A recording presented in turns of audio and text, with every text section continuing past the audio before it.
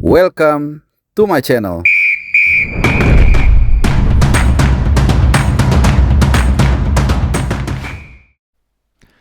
Halo, salam sehat dan juga selamat datang di CBH. Senang sekali gue bisa kembali menyapa kalian di edisi atau di konten kali ini yang juga bertepatan dengan Hari Raya Idul Fitri. Di hari ini hari Sabtu tanggal 21 Maret 2026. Dan tentunya sebelum kita bahas seperti judul yang kalian baca soal pemanggilan squad final untuk FIFA Series, izinkan gua dari hati yang paling dalam ingin mengucapkan selamat Hari Raya Idul Fitri, minal aidin wal faizin, mohon maaf lahir dan batin. Tentu selama 1 tahun terakhir ini banyak atau ada minimal ada ya salah-salah ucap atau mungkin yang membuat kalian kurang enak ya dari ucapan gua benar-benar mohon maaf dari hati yang paling dalam. Mudah-mudahan di setahun berikutnya sampai dengan lebaran nanti dan mudah-mudahan juga kita sehat masih bisa merayakan lebaran lagi tahun depan, kita menjadi pribadi yang lebih baik lagi. Nah, tentunya sambil kalian saat ini mungkin sedang ada di kampung halaman, mungkin sedang menghabiskan waktu dengan handai tolan, dengan saudara, dengan orang tua, dengan siapapun itu, baik yang ada di Indonesia maupun yang ada di luar negeri, mulai dari ada di Perth, di Sydney, di Malaysia, di Singapura, di Korea Selatan, di Taiwan, di China, di Timur Tengah, di Eropa, Amerika Serikat, di seluruh dunia. Izinkan gua atau kita akan bahas ya soal persiapan tim nasional Indonesia menjelang FIFA Series nanti yang 6 hari dari sekarang itu akan menjalani pertandingan pertama dalam 5 bulan terakhir ya setelah terakhir kita main tim nasional kita main bulan Oktober ya di round 4 lawan Irak itu menjadi pertandingan terakhir kita. Jadi sudah berlalu 5 bulan dan tentunya kita tidak sabar juga untuk melihat seperti apa sentuhan dari John Hartman ini ya. Jadi mungkin sambil menemani juga hari spesial ini kalian mungkin sedang makan ketupat ya atau opor atau apapun itu ya. Jadi ini akan spesial juga, spesial Ramadan edisi untuk kalian agak lama karena kebetulan topiknya juga sangat menarik. Ya ini terkait dengan pengkerucutan skuad FIFA Series kita nanti ya sudah 41 nama tadinya dipanggil kan kemudian sudah dipangkas menjadi 24 dan tentunya kita akan bahas materi pemain yang nanti akan menghadapi Saint Kitts and Nevis pada tanggal 27 ya jadi 6 hari dari sekarang dan tanggal 30 kita akan menghadapi antara Bulgaria dan Solomon Islands. Kita belum tahu apakah kita menang atau enggak, mudah-mudahan menang dan nanti di sana Bulgaria sama Solomon Islands juga kita menunggu pemenangnya. Kalau memang kita menang akan bertemu. Oke. Um, ya, ada 17 nama yang dicoret oleh John Hartman. Tentunya ini memang seperti yang diungkapkan dalam berbagai platform dan oleh beberapa orang juga. Ini memang pasti nggak mungkin 41 ya. Jadi pasti dikerucutkan menjadi 24. Jadi dari 41 dipangkas 17 hanya tinggal 24. Nah tentunya dalam kurun waktu tenggang tersebut sampai dengan tadi pagi diumumkan itu banyak diskusi-diskusi, analisa-analisa di WhatsApp group, di sosial media dan lain-lain. Gue juga sering ngobrol dengan beberapa teman soal siapa pemain yang mungkin dicoret atau siapa yang mungkin tetap stay. Nah tentunya ada yang tidak mengejutkan, tapi ada juga yang mengejutkan. Ya, semua kita bisa nebak lah. Seperti yang gue sampaikan, 80%, bahkan mungkin sampai 90% kita bisa mereka-reka siapa kira-kira yang akan dipertahankan oleh John Hartman. Ya, let's say Jait Ses, Kevin Dix, ya kemudian juga Calvin Verdong, Hapner, Joe Pelupesi, Ole Romney kalau nggak cedera. Ini adalah sejumlah nama yang kelihatannya kalau nggak cedera memang hampir pasti dipertahankan dan memang faktanya seperti itu. Nah tapi yang menarik adalah beberapa pemain yang ada di gray area. Artinya dia ada kemungkinan dipanggil cukup bagus tapi juga ada kemungkinan nggak dipanggil setengah-setengah. Dan itu alasannya macam-macam. Kadang-kadang bukan karena pemain yang nggak bagus, tapi mungkin di area tersebut sudah banyak pemain kita yang punya kapasitas juga. Seperti yang kita tahu misalnya di sektor kiri itu kan persaingannya cukup ketat ya. Jadi sangat mungkin untuk dicoret meskipun agak mengejutkan juga in a good way yaitu Doni Tripamungkas, salah satu pemain yang ya dihitung pemain muda juga lah boleh dibilang, pemain yang relatif muda yang kemudian dipertahankan. Padahal kalau kita jujur dari urutan hierarkinya dia ada di urutan mungkin keempat atau kelima setelah Calvin Verdong, setelah Nathan Choaon, bahkan setelah Justin Hubner, ada Elkan Bagot juga di sana, ada Dean James, gue lupa, mungkin ada urutan layar keempat atau kelima bahkan keenam. Ya tapi tentu ini ada pertimbangan lain. Kalau gue lihat sih John Hartman juga ingin memadukan dengan pemain muda. That's why kalau kita lihat di bawah Mister Gawang, ini juga sama mengejutkan dengan dipertahankannya Cahya Supriyadi. Ketika 5 kiper diumumkan di awal-awal dari 41 nama yang yang disebut oleh John Hartman, itu Cahya Supriyadi ada di urutan terakhir, yang kelima yang mungkin dicoret. Nah, tapi dalam beberapa kesempatan gue mengatakan justru Cahya Supriyadi ini punya kans untuk dipertahankan. Kenapa? Karena ini adalah investasi untuk kedepannya. Karena kiper 1-2 kan sudah pasti lah ya, Emil Laudere sama Martin Paes. Tapi kan usia mereka semakin lama semakin digerogoti. Nah kemudian di layar berikutnya, katakanlah deputinya tuh ada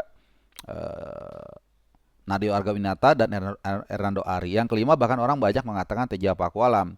Nah berkali-kali gue mengatakan Teja itu bukannya jelek, bagus. Tapi juga karena didukung oleh Persib Bandung yang pertahanannya kuat. Dan gaya main mereka yang pragmatis yang memungkinkan untuk mereka mencetak 15 clean sheet musim ini sejauh ini. Dan kedua, usianya juga sudah 31 32 Teja Pakualam. Nah, sementara di area tersebut, di area kiper deputi kiper itu sudah ada yang membackup Nadeo sama Hernando Ari. Jadi mendingan yang berikutnya itu Cahya Supriyadi yang tadi gue bilang sebagai investasi kalau kiper-kiper yang di atas tadi semakin menua, mereka punya regenerasinya gitu. Sementara kalau Teja kan 3-4 tahun lagi ya kita nggak tahu ya, tapi kan usianya sudah semakin tua. Sementara Cahya Supriyadi makin tua juga tapi ke arah usia yang lebih produktif. Jadi menurut gua tidak mengejutkan bahwa Cahya Supriyadi dipanggil dan juga tidak mengejutkan Nadeo Argawinata dipertahankan, karena Nadeo ini memang boleh dibilang menurut gue itu kiper lokal yang main di Super League yang paling bagus dari segi save gitu. Kalau dari segi clean sheet memang lebih banyak Teja Pakualam dan yang paling sedikit juga kebobolan gitu ya. Tapi kan ada pertimbangan-pertimbangan prioritas yang harus diambil oleh seorang pelatih dalam menyusun sebuah tim ya. Oke, kalau kiper utama kita nggak usah bahas.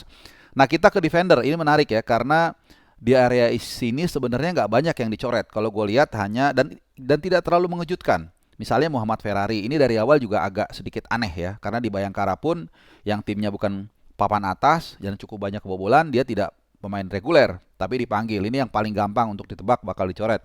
Kemudian Fajar Faturrahman ya nggak jelek, bagus juga, cuman lagi-lagi pesaingnya di sisi kanan itu banyak. Ada Kevin Dix, ada kemudian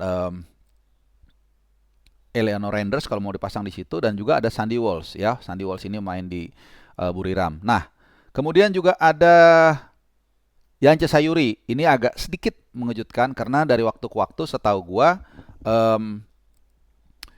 Yance dan Yakob ini kalau dipanggil selalu bareng gitu. Jadi nggak pernah dipisahkan. Tapi kali ini ya mungkin karena lagi-lagi di area kanan kiri luar, bisa juga dia main sebagai kanan luar atau back sayap lah. Itu sudah bertumpuk para pemain yang kualitasnya juga nggak kalah bagus gitu loh. Jadi memang ya mau nggak mau dia harus dicoret karena kan harus dikerucutkan menjadi 24 nama ya. 23 nama sebenarnya, tapi satu itu kan cadangan kiper ya. Untuk nanti ketika DSP disusun 23, satu itu nanti duduk di tribun penonton gitu. Nah, jadi nggak banyak yang dicoret nih dan nggak terlalu mengherankan lah, nggak terlalu mengejutkan. Nah, kita ke tengah. Nah, ini tengah banyak yang dicoret nih teman-teman ya. Jadi kalau kita lihat tengah itu hanya meninggalkan Joe Pelupesi, Ivar Jenner, satu-satunya pemain Dewa United, kemudian Calvin Verdong yang diplot kali ini sebagai DML, lalu Eleanor Renders ditaruh di situ. Ya meskipun kalau kita mau lihat ya Beckham Putra juga bisa ditaruh di situ. Tapi anggaplah yang tadi kita sebut aja. Dan sisanya banyak yang dicoret ya. Kita bedah satu persatu. Yang pertama adalah kakak Ricky Kambuaya. Ini sebenarnya agak mengejutkan buat gua karena bersama Dewa United dia sebenarnya bagus banget, dan dalam formasi kalau dia mau pakai ya 3-4-1-2, satunya itu sebenarnya pas banget kalau diplot oleh Ricky Kambuaya. Tapi ya again pelatih harus memilih harus mencoret dia. Dan kemudian Klok. Klok ini sama, bagus juga di Persib, tapi dalam sejumlah kesempatan gue mengatakan dia ini punya spek yang unik. Dia ini hanya bisa atau bagus main sebagai lone wolf. Di Persib dia memainkan peran ini dengan sangat excel, dengan sangat brilian.